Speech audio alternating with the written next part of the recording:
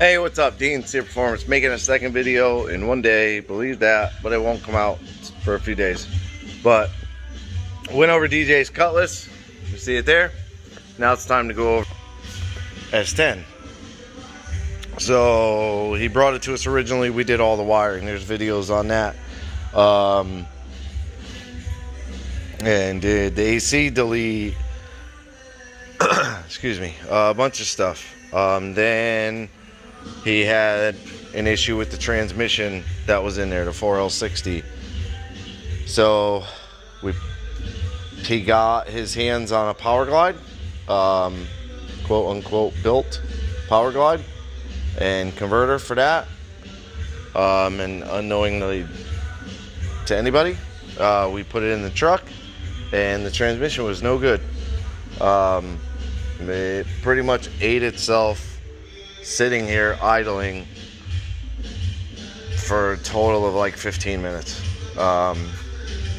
The pump wasn't grabbing, or the pump wasn't didn't have enough volume of fluid, wouldn't really engage the trans brake. It felt weird, even just sitting and like backing up and driving forward the few times that I did that,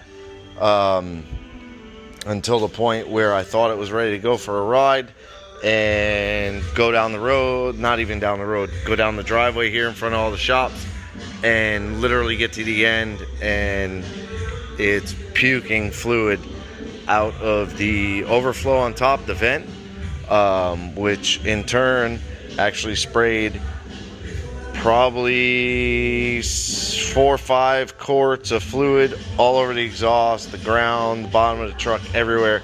Ended up catching this side of the truck on fire. You can kind of see what's left of the fire extinguisher powder, all the yellow awesome sootiness in there. It burnt the solenoid wire.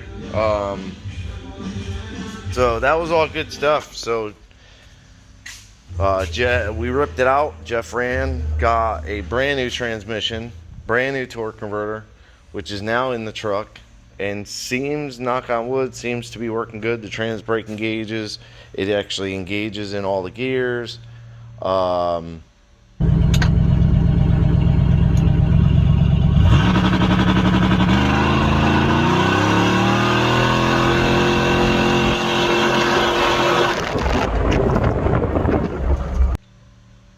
Converter again has a little weld issue on it.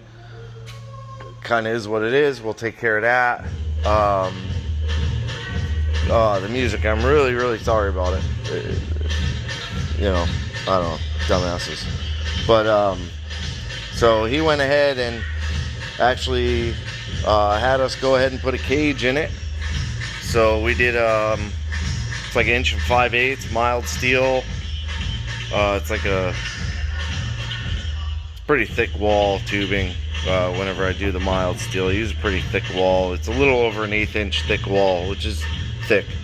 And then it's mounted on 6x6 plates, fully welded to the floor in the back. And 99% of it is fully TIG welded out.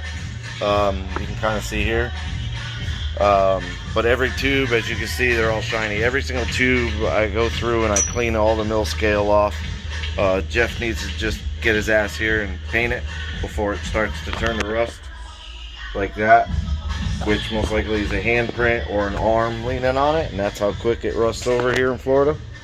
But he's gonna do the floor, paint the floor. We got the Kirky seats in it, the 5-point harnesses are in it. The seats are actually on the factory sliders for now.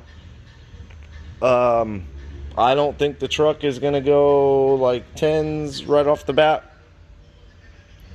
So the sliders should be fine, in my opinion. I'm sure there's 100 people that'll disagree with me, but I welded all the sliders together so that they can't come apart on themselves, if ever they were to. But once he goes nitrous or LS, turbo, whatever he decides to do, then we'll kind of rethink the seat mounts in permanent mounting them. to where they're not, you know, on sliders. What else? Yeah, cage dash is completely gutted. Even the factory gauges, they're gutted. The wiring harness is still back in there just to keep all his blinkers and headlights and brake lights and all that good stuff. All that's still there. I did kind of like a delete plate. Come on. Come on, really? I can't get the light to come on now. Cool. So it's just a panel. And whether he decides to go with like, jeez, this is amazing. I can't do nothing here. Stupid phone. Whether he decides to go with like the Holley dash or like individual gauges, we'll have room to put it all in there and get rid of the shift light. So at least for now, he's got a tack with a shift light. He's got the Holley 3.5-inch handheld. So he's got all his vitals there, except speedometer, because he can't have one with a power glide that has a freeze plug in the port for the speedometer cable, unless he gets a GPS speedometer. So he can't have one. But yeah, I mean, everything else is good. Plugging away on it. We have a little fuel issue now. So seems like every step forward we make, you know, 1 or 2 steps backwards, but I don't think it's a big deal. I'm gonna assholes. I'm gonna start with like taking apart the fuel filter and doing all that. I'm gonna get it up on the lift here in a minute and start doing all that, but I will update soon.